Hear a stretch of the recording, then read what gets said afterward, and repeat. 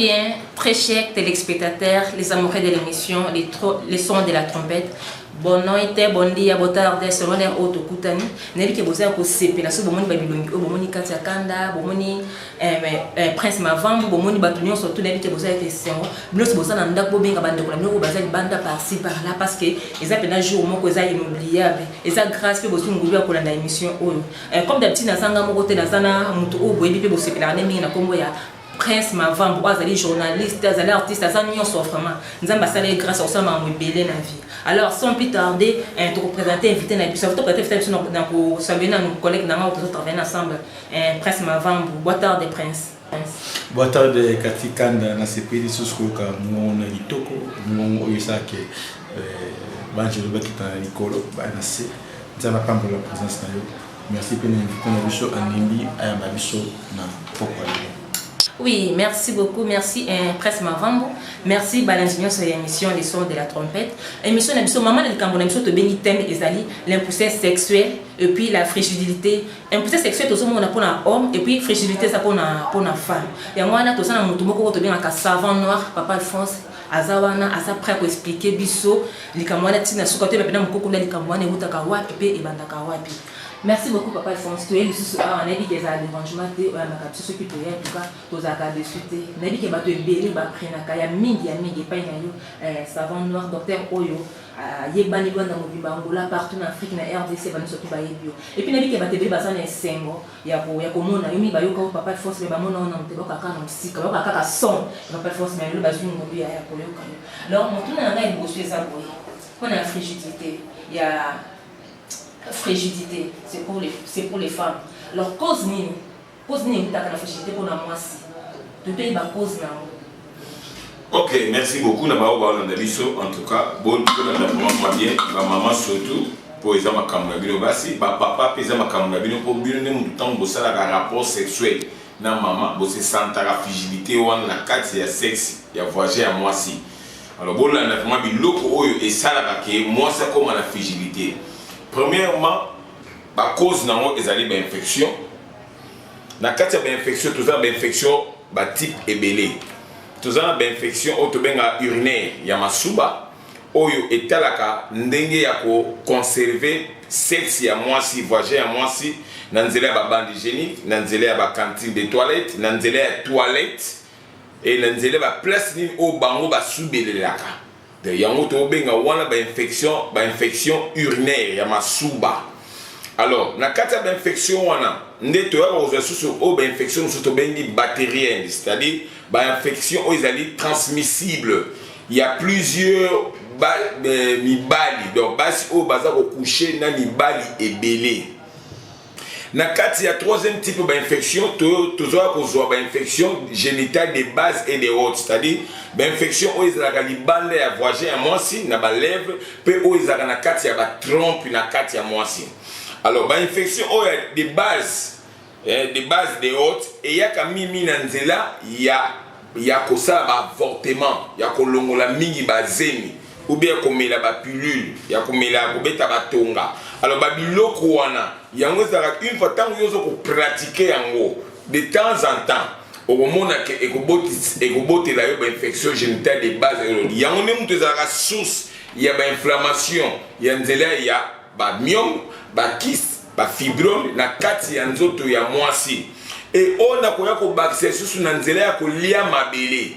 Tant moi si azako lia mabele o biso golo bago mabele tanga mate pour moi saliango. Au moment où moi si tant ya zo liango mabele wana te yebi ke pesa ba nyama. Yango nem des aga source ya ko comme ça pe na moi si na frigidité, c'est-à-dire et ko bebi sa sexe na ye et ko bebi sa nzoto ya moi si mobimba. Donc tous les 4 points wana. Et ceux qui ont passé sur 5e mi pe na basi oyo ba se drogaka, oyo ba melaka cigarette, oyo ba melaka tumbaku, surtout oyo basi pe ba melaka biamba. Wandi to ko bakisa vraiment pour na kolakisa ke ezana ba cause biloko wana na moment au moins si azo respecter te ou bien azako pratiquer yango. Donc directement azo ke maman na fragilité oyo ko bebi sa sexe na ye e ko sala ke ayoka elengi ya papa to be papa yoka elengi na ye. Merci docteur Alphonse par rapport à la question au Katia Kanda à Tunio. Mais le gouvernement fait moko yépé à passer na tamana ya fragilité. Mais avec plus qui va choc à soit mi bali ndé ayina mi bali. Na ko yina mi bali wana soit les côtés na Katia ta mbala simbeli ni sans insulter. C'est ko ba choc de PO ndo on parcours na ko ça qui a comme fragilité. Oui, ba choc. Tu as une déception. Une déception mingi pe o basi ba kutali na mo par exemple dans nzela ya libali ya mo pe mutu e komisa bango bongo. Mais to koloba bango to encourager bango te na nzela ya déception wana pour vie ezo continuer. Mobali ube mwasi soki akutanaki na mobali moko ya mabe, ube okutanaki na mwasi moko ya mabe, ube akosaki, ube okutaki na mbanda. Vie ezo continuer. Soki yo na kati ya psychologie na yo ovandisi likamwa mingi cela veut dire que yo ne mutu zo kotisa opesa nzela na nzela ya milimo mabe po basakana. OK, tangu yo sudi ya déception wana ya mobali ovandisi yango mingi na kati ya bongo na yo na ndenge ya psychologie na biloko wana pe yango mingi etindaka ke basi ebele bakomaka ba lesbienne azolinga esusu mibali balalaka esusu te mais akomi kolinga nde basi na basi bakushaka na ye mpona nini vie ya déception. Ok, déception te mutu okoki kosala ke mutu asempêcher ase prive na vie po vie eza elengi, vie eza goût esengeli biso to continuer vie une fois soko beti libaku yango te mutu eyebisa oke telema place yo sokaki na libaku wana eyebisa oke kanga pota ti alcool leka continue vie ezo continue po badéception mosusu nzambe asalaka yango mpo msu ya koreédike biso na nzela ya bolingo na nzela ya bacomportement na nzela ya baacte mosusu oyo biso moko toyebaka te mpo soki nanu oyebi mwasi ya mabe te okoyeba mpe mwasi ya malamu te soki oyebi mpe mwasi ya malamu te okoyeba mpe mwasi ya mabe te. Alors nzambe azoloba biso abike quelquefois le malheur est bon. Malheur eyaka nde mpona koafaire arrêter mutu te mais eyaka nde mpo ekolisa mutu acomprendre réalité ya vie ndenge nini ezali. nakoyebisa mingi na bamama oyo bazali msusu na badéception mpo badéception ezaka wana te. Badéception ezali misusu baviola ye na mibali ebele na misusu akuta mobali na ye na mwasi mosusu. Badéception ezali ebele oyo ebele. Mobali mosusu apesaka na ye mbongo te, mobali mosusu akomisa esclave, mobali mosusu asalaka so alingi asalaka rapport na mwasi fo bando betaki bafimbu. Donc makambo eza ebele na vie. Ok, soki nano okutani na mabe te moyo oyo oyiba malamu ya te yango moi nzambe vi na jardin d'Eden atiaki mbuma ya mabe na mbuma ya malamu. Mbuma oyo Adam na Eve baliaki ezalaki mbuma ya connaissance ya bien na mal. Yango moni biso toza obligé faut te ba bien na mal. Merci beaucoup papa François. Toza kaka na frigidité. Tenu to yeba c'est frigidité ko ça peut spirituellement et ko ça peut dire ba mari de nuit de ça comme peut spirituel que mutoko comme appelé moi c'est comme la frigidité. Oui, comme la frigidité bongo par exemple ceux qui écoutent de la déception belé. Tant écouter la déception par exemple ba violailler. Par exemple, à côté de la mobile na mwasi mususu. Mobile abimaka na leki na ye ya mwasi. Mobile abimaka na mama na ye. Mobile abimaka même na cuisine na ye. Abimaka na mwana musala na ye. Ba déception on attend que côté na façon psychologique na ye, maman est démoralisée. Tant démoralisée et memi aime sous na nzela qui lesbienne. Pardon, moi les abaka physique mais spirituellement. Oui, a vu conséquence mon côté. À côté de mobile, o abimina leki na ye na mama neta botami na ya côté na lo morte na vie na so kola mais à se retrouver mbala moko à ça son sentiment mobile c'était. Même la famille qui famille il n'y a pas de fumée sans feu aux Hollandais.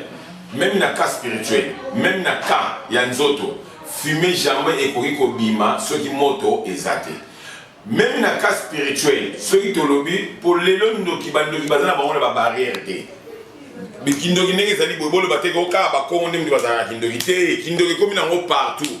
Batamite ya mabe bakomi partout. Nzambe Bible nzambe mo ka lobaka lobike na mokolo ya suba bato ba koma mitema mabe. Cela veut dire que bando occupé ba kozane belé. Quand na quartier ko mona mutu mo ba envoûter na yo. Yo soki o se protéger na yo té. Na nzela ya kozala na nzambe oya Yahweh pe na nzela ya Yesu Christ komi battre na famille na yo té ya libota na yo té. Oza exposer tout le temps na danger aux années spirituels. La spiritualité peut mutu muso pa koza pe pas atindeli yo mari de nuit. Yo la kusambela na yote mari de nuit ya koti akomi ko sakana yo mari de nuit tanga koti ya bono sakana bandi ko coucher na yo apese ma frigidité po mobali ya moyo asani akushaka na yo te me ye mobali ya buto asani akushaka na yo ozolanda ndoki bandoki pe bakozala pe ba amputer yo babebisi yo kaka boye occasion de rien monde o ndenge ezali awa soto otanga na apocalypse azolo ba ke boye ba ke Satan akiti awa na se azana colère mais azana tango muke azolo ka nanya ko dévorer donc muto akozala ka prudent azana Yesu te donc aza exposé déjà na kati ya milieu mabe. Merci docteur Alphonse nous toujours éclaircissement na source ya fragilité. Mon amour de puissance mbali a comme impuissant.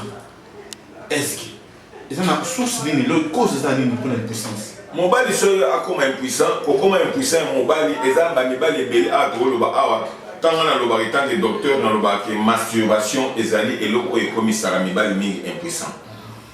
Masturbation to sala moka na nzela ya biso moko ka boete me ba masturbateur mingi bakomi ko sala na nzela ya bana popi na nzela ya ba plastique voisin ya plastique ba sali moi iduso azo sala yazo kasonde azo ko salela moi si na ndenge ba PC ya plastique mais au contraire de ça ya masturbation pour on azali humanité azali eloko moko boy nzambe azo pekisa ba o bazo fukamela tout d'abord ekeko cela veut dire op azo salela eloko pour na sexe cela veut dire eza déjà mabé alors wana emimadia ba faiblesse ba impuissance sexuelle wana na ba ka mususu ezali na mibali mususu oyo ba pratika par exemple azomela ba diamba azomela masanga trop azomela biloko ya makasi ba drogue wana dans un premier temps quand azomela azomona que ça va ezo sunga pour la sexe ba stimulant mais avec le temps tant il commence na nzoto e BBC mamoko nzoto par exemple tumbako lelo ba te belé surtout na Afrique ka teti na poto jeune nyoso mona ka tumbako bango ba lo ba ki yango eza bukoko eza bukoko ya biso ya bukoko OK yango eza bukoko te yango eza ka de même cigarette o bango ba utilisaka mais yango soki ezali na ta brut donc na ta ya originalité na ngodo yango nde mutu kutu ezali makasi koleka kutu na cigarette o kutu ba betaka ya milinga donc d'où babiloko watango bango ba osala ngo bazosala na connaissance mingi et miloko mususu et mimaka ba faiblesse sexuelle ya banini wana ezali à plusieurs coucher pour coucher na basi ebele et OK tant yo no coucher na basi ebele par exemple au rôle ba pe na utiliser capote pour capote ngolo ba te eza protection ya nzoto capote peut le faire à mesure tant on utilise en minimum wana et mimaka pe microbe infection quand on peut coucher na basi ebele poza ko s'accoupler kana bango bokoma batu moko na nzela esprit po bibelobi ki tant bosangani bokomi mutu moko yebisanga siko coucher na basi bongo 50 okangami na basi c'est 50 milimo na bango ni so mabiona yo bolatani nango ne bolatani nango wana surtout so bolataki capotité donc ngolo ba ke ozo so ba infection bactérienne et pas na bango na ba frottement wana ya vaginal na pénis alors eza ko s'accumuler yango nde mutu loko zo tambo de na désobéissance wana ya ko respecter ba norme te même ya santé na yo ou bien ya physique non spirituel na yo alors et comme même na kati ya biloko wana o mona ke a communion na âge moko ya mukie mais azoko ka sous côté les malisusu te na physique besoin na source na physique na spiritualité désobéissance na physique bo ezali ndenge na lobi ki mutu tanga azomela badia bato mutu azomela batumbako azomela ba drogue biloko makasi azosala ba travaux forcés sans repos nyonso apona lokoso mbongo po bible elobi na biso tolinga mbongo koleka te koleka nzambe te est-ce que on doit ça ça bon c'est pas moi c'est na ba ba ko ils font la ndoto moi sinon ça comme ka ulu et pas ya moi si fungola ka nzoto moi si condition ezali ka ke na spiritualité sur pe azotambola bien te parce que bazana ni balebele azomela ba drogue biloko wana eza déjà azomela bisa nzoto spiritualité na eza déjà mabe et puis tant on a utilisé sexe nyonso kolala na mibali mibali so bazolala kala ka e wana dia azo ko accumuler déjà lobi bisa nzela ya nzoto et puis tant azolia pe sous bien te et azo sala misala makasi pe moi si pe esengela ka ye asaka misala makasi te a moi c'est senga azala mi pe na repo pour moi si basala po aida ka mobali so biso basi na biso lelo bakoma bango pe balika parité entre l'homme et la femme donc yebe faut travailler ka asala ya on moni biso na culture na biso Afrique to bono linga jamais moi ça nini asala mais culture o lelo comme ya moderniser bakomi ko linga moi si pe asala po nini moi si pe ya na salaire mobali pe ya na salaire imaginons moi si pas sala tongo timidi so iti pourquoi asali pe yo posali tongo tipo ko tango boye ko kutana na momo bino boye ko kutana wana moi si sexe aza kolemba yo yebisa yo lobi ke pesa na sexe akopesa o sexité pour aza kolemba akoyebisa o bien ke na bi ke na lembi na uti musala yango zo ma biloko pe ezo saneli ezo bebisaka ba mabala mingi mobali azo na posa pour mobali tanga uta musala azanga na besoin il faut à se dégager na sexe siko moi si pe tanga uti musala moi ça azanga na besoin à se dégager na sexité pour nini alembi et senga faut récupérer pour nini à dégager na sexe siko tanga zo senga siko mobali e comme siko coalition na coalition ya mo siko e bebaka e inda. Merci beaucoup Papa Alphonse. Les amoureux de l'émission Les Sons de la Trompette, n'ayez que vous êtes toujours branchés et à travers cette émission vous ne serez jamais déçus. L'émission où c'est ça, une tika qui m'a enseigné les allemands, à la bine au bozolanda, aux an bureau, aux an bête hôpital, aux an prison, tika émission où est consolé. Papa Alphonse, tout le monde va conséquence, tout le monde surtout où est ici, surtout un dieu n'a beauté bien surtout. Il y a encore de l'espoir pour moi si. Pour moi si ça fragilité ça un espoir dans la vie ça na ba sentiment un jour ako retrouver ce ba sentiment na ye. Mais et pas Nzambe toujours possibilité zali Nzambe maladie mais il n'est pas Nzambe possibilité zali sur le plan médecine. Sur le plan médecine zali et ko jamais kozanga po Nzambe zali zo baté ataki ba minganga ataka ba minganga po bazoka solution na nzela ya nzoto ya moto. Et munganga pe susko soga zali susu trop spirituel na nzela ya bonzambe akoyeba su na ndenga spiritualité. Alors na ndenga spiritualité espoir les aïe na ndenge pe médecine espoir les aïe même si moi si ango azwaka ba ka ba choc ba violaye nyonso wana alekaka na nzela ba itaba elise bien na sala makam nyonso wana il y a toujours espoir en Jésus-Christ na nzela ya kisi na biso tokoyeba ko solola tant to lobaka consultation c'est-à-dire to lingaka mutu afungwama asolola na biso makambu nyonso oyo ye ayebeli po esunga biso ndenge ni tokoluka tokota topesa lobiko. Merci beaucoup Papa Alphonse. Pour la ménopause. Parce que la connaissance, c'est la ménopause et la sentiment c'est la fragilité. Comme des gens dans la ménopause, comme dans 40-50 ans. Après, on s'est retrouvé sous un espoir dans la vie. Ménopause est un signe comme ça fragilité. Au fur et à mesure, on sentiment ce qui va ménopause est comme ça là bon c'est là venir mutuana à s'accuser des jeunes à maladie katinaye. Déjà ma maladie ça y katinaye, il y a un moment ménopause et bébisier. OK na sima ménopause moi ça commence na soif makasi. A commencé na poser à mobali makasi. Donc mutu jamais ko sabino lo babino ko na ménopause ko comme na ménopause a ne ngonde ko ça ne sur sexe c'était le kuta. Pour moi si tant abotami azamona muke tant akoma na âge oya bani ko yeba mibali akoma na poser mibali makasi po ekomisaka ye trouble.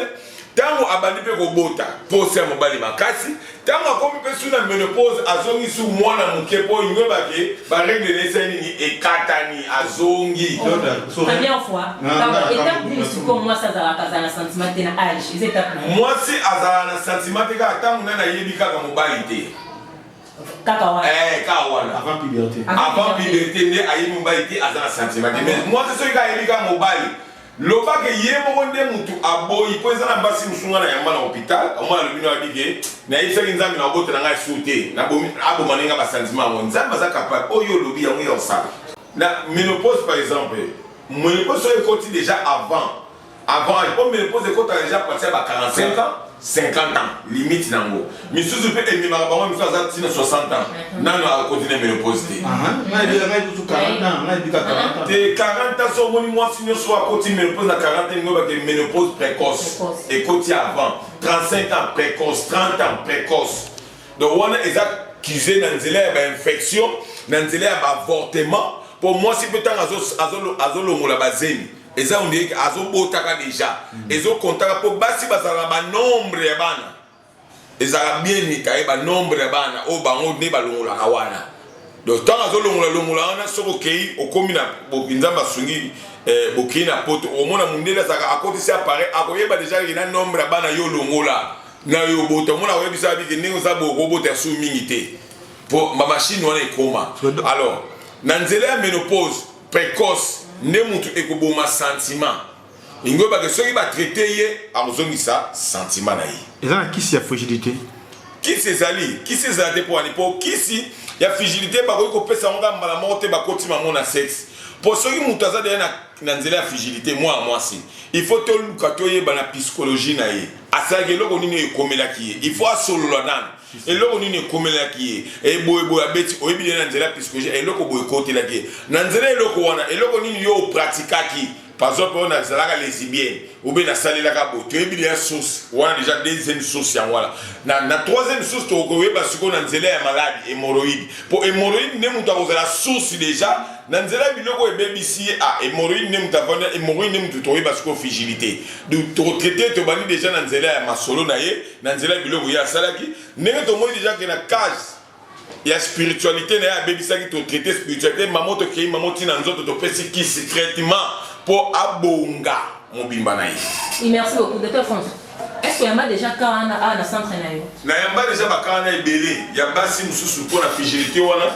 Après mon bail aussi libéré ayoka na eposate ba na témoignage qui était ba ebélé ngala lo ba jamais loko ngala ça mais na témoignage pardon dans la témoignage de mi tout monde a ka mine stérilité non to kangote parce que ba témoignage c'est ça sur traité mais non to kangote bon selon moi ba stérilité on a par exemple pour moi c'est déjà soit comme de la fragilité aokanga sous-zénité moi c'est aussi appelé sous-rapporté pour matrice na comprend déjà matrice na comme ma lili et comme la fragilité donc nous autres moi si moi yakanga zeni exact alors tant d'autres qui takawana tant d'autres balé pesa témoigner la stérilité là et là ça que moi si on a azaki la fragilité azaki na matrice ma lili azaka na myome azaka na kyste mais de base na on ezaki stérilité c'est un peu différent. Moi, ce que vous avez la stérilité, c'est un sentiment. À côté, vous toute journée, mon bimba boy, mon bel mettre à côté. Mais, à la stérilité, vous avez mais à la frigidité, il y a comme un docteur dans la zaboy. Non, qu'un sentiment, et le comment tu ailles au traité, comment un sentiment. Pour que on a centre de notre cas témoignage, on a depuis que mon est la stérilité, c'est hémorroïde. Tant on a d'autres explications en bien, c'est la peine à ça la bien. Alors, les années de la stérilité, mon sous et il y a un peu d'anzélé à la frigidité. Aux Hollandais, et ça fait la fragilité, mon sous et on peut la stérilité. Mais moi, si je me des sentiments, mais à bout de bana. Par exemple, on a déjà moi, si mon bonapoto, moi, c'est mon abota kanaï bana. Azan bana soit 4 et 5. Mais ayoka ka sentiment mon balité, mon bal soit bazo coucher naïe, ayoka ka elengia penia mon balité, et loko moi, attends mon bal a filé ma belle, a filé, ayoka ka ne loko te. Mais tant qu'on a tourné les gars, baliboso, ba viola, ba viola ngai. Ngai bien, ba viola ba wapi, ba viola nga na kisa sabo, na comprendre maman. Na bani maman ko lo ba na consulter maman, yemo uta obe ngai. Mais yo makamande ni oyebi, ngai bité. Eza musalo nga sala nzambe tanga tini ngai alobina ngaki na big saka libota na eza makambwana. Abisuko openga traitement ngai bina opesa kisi. Et puis eza na eloko na oyebisa yo sala ka place yo zali.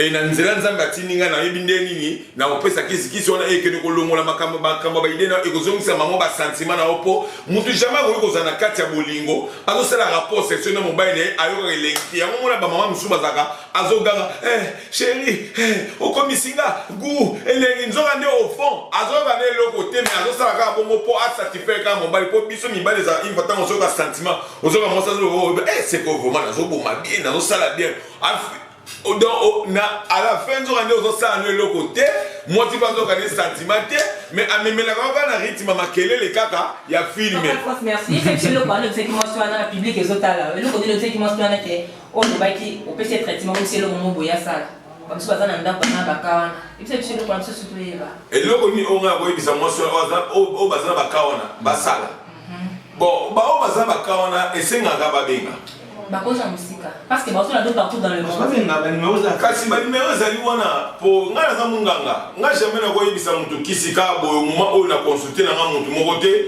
na pesi binoka ba kisika ndenge za ka bon kisi chloroquine mutu ezo sunga ba tu bona osoma na binoka ba chloroquine ba tu peux pas ba na covid des anovité mais il faut pas consulter na mutu wana po ba yeba maladi nini azali po ba te bele peta ba mona na TV boyo ba banga rapé cher binoka boye bon problème ezalika ya maladi o azoluka munganga muntu tanga yeba dake ngana za maladi na oluka munganga na kuta na munganga na sani na solo na yi oyo ya ko yebisanga o ngapi na kozana ngona sani na solisa yi mais ezala ba secteur ba maladi musunde baloba ke santé za na prité so ba sengi au prix eza normal solo la ba solisa yi Yeah, merci docteur. Nous sommes presque dans cette émission, mais toute la solution pour l'impuissance. Ça y est une solution pour remède qui c'est pour l'impuissance. Impuissance c'est ça qui c'est. Comment fait-il ngana zanga qui c'est? Ngana lobi ngana zanga na qui c'est maladie ne sauter même ba épidémie koya ba qui c'est na déjà déjà. Ngana zanga ngana déjà ba qui c'est. Ezaka problème ka ke to lukaka ba pesa biso confiance wana po. Soki to la sera ba témoignage na médecine traditionnelle. Pour la ligne, mutu o azui qui c'est par exemple na mboka au Madagascar. Et ça témoignage à battu même que le bic qui sur le mutu salit. Pour battu quelques-uns ba bikit. Ba bikit. Il y a un témoignage. Mais comment fait-il que battu souba le kana TV ba lo bakio ba bikit saka battu malade au moment où battu o ba bika ba zate. Pratiquement impossible. Hôpital, tu as même l'hôpital à Miné, l'hôpital où on a basi bakufa kana bazemi. Au moins basi bakuma ok kunate. Kuna sokega kuna kobote okufa. Et là c'est un témoignage. Il y a l'hôpital wana. So tu peux pas tu bazo biga kene l'hôpital wana kuna mama botaka bien. Témoignage. Donc mutu akole kana TV. Alors bigo témoignage ezate. Oh ngana za ngama témoignage de. Oh ngana ngana ngozo ba témoignage azalo kuta même Yesu Kristo. Nzambe Miye moko avec tambola na témoignage avec ça beaucoup ne voyez bisa misu pas ici ba kolobate mais batongo o ya ici ba kolobate ke yo biki ba keneka ko ba ngana kokate makambo ya salinga ifona lo bakaka témoignage de mtesala lelo misu ba mona yo docteur azoleka bo docteur azoleka na TV ba convite des années va les kika boy et les kika boy a petit sauté na keneki na gouvernement na lobaki ngala banga eloko te ngaso na yibidi yaki na musana nga eloko na salaka na leke na gouvernement na kene pe na laksi mukanda wa mukanda ngoto mukanda ezali wate preuve l'appui pour bientôt lingaka makamusu pour ba monaka to lingaka mukanda ezali wate yango na kene ki mona na gouvernement na lobby po tant na tinda ki ndeko na ngamo na France kuna na lobby akende kuna alobaka na zana kisi o eko traiter batu convict kuna ba mindele ba lobby na ngake non. Il faut abanana na mboka na ye. Nde alakisa na ye pe ape na mboka na nga yango yo na kindaki na ngona na kisi bango na lobige na koti si carte pour na kemba liboso ezaki à partir ba le 15 mars na le koti si na kei ba bi na nga il faut ça la carte na sali carte yango yo na koti si ba pesi nga réponse le 7 avril ba lobi na nga d'accord to moni makamuno nyonso bango baza gouvernement ba lobi na nga na zela ba obengate na za autrement ya kosala te pour na sala musana nga ba médecin traditionnel obino boyebi bango na Angola boyoka bango na ba TV ote alekaki na TV bobo est-ce au mona ki avec akena na gouvernement alobi ka za na kisi et kobikisa malade il fallait kene na gouvernement na ministère ya santé tango ba kende kuna te ce sont des nganga baza banganga ba féticher pour féticher jamais ko okina makambo ko makambo eza makambo santé ya batu ozola nanga yango pona oyebisa peuple nzambe ke musalo to sala yango correct papa France merci mais namoni o to bote ngi misango papa France a dit ici ya coronavirus. En tout cas, on est là qui est toujours l'émission Le son de la trompette. Merci beaucoup, très chers téléspectateurs. Vous savez, le bon chose ne dure pas. Nous sommes pratiquement à la fin de notre émission. N'est-ce que vous avez aussi les Sika Rosali. Papa France n'a invité mot de la fin. N'a téléspectateurs n'a eu à Obalanda Kota Union surtout. N'a vu que Bélé Bazora Boye à travers l'émission où il y a ça la Kabate Bélé, peut-être Badaki ba ignorant, basu connaissance à travers l'émission là. Alors, mot de la fin pour nous parler. Mot de la fin, Zali, que réalité Zali tricagité. Réalité ezali te kajete tant Alexa ba publicité on a mingi baloba ke afuta ba mbongo ezali kala maloba te ezali na misala donc tant yo lobi ke yo kitaka batu nini faut que na ministère ya santé ya ngana la kisaki bino ke ngana na kitaka batu réalité pas na ngeza ka trikajete réalité pas na ngeza ka vrai o ngana la kisaka bino na futa ka batu mbongo te na la kisaka publicité témoignage vrai o ya mutu o ya obika ya mo na kepe kuna. Mais dans c'est la suite, nous sommes sûr et certain, le gouvernement a obtenu le beaucoup. Pe boyo ka em so sang mais nzamba sunga biso nyoso ba maladie bozo komi tunisa en tout cas bozo na dutité dans un docteur na bino la médecine traditionnelle naturelle ngolo ya yawe na nzela ya Yesu Kristo o apesanga mayele o ya sala ke bino bobika o ya sala ke mayele wana bakisama en tout cas bozali les bienvenus na ba numéro wana merci beaucoup. Nous sommes pratiquement à la fin de notre émission Les Sons de la Trompette, émission que nous travaillons qui na co-présentation na Katia Kanda, tu as qui docteur Afonso, et tu parles qui si je n'abisso, il y a les cambouis à frigidité, les cambouis à impuissance. Je crois qu'ensemble nous avons besoin de solution, besoin de réponse sur eux de tout le qui pour nabino et père docteur Afonso de Manga. Nous avons remercier bateau au basongi besoin de musique, na mboka na poto au travers émission au basongi besoin de démarche, na transport, na BDBD, trésor les français, Anaclé Kikinga.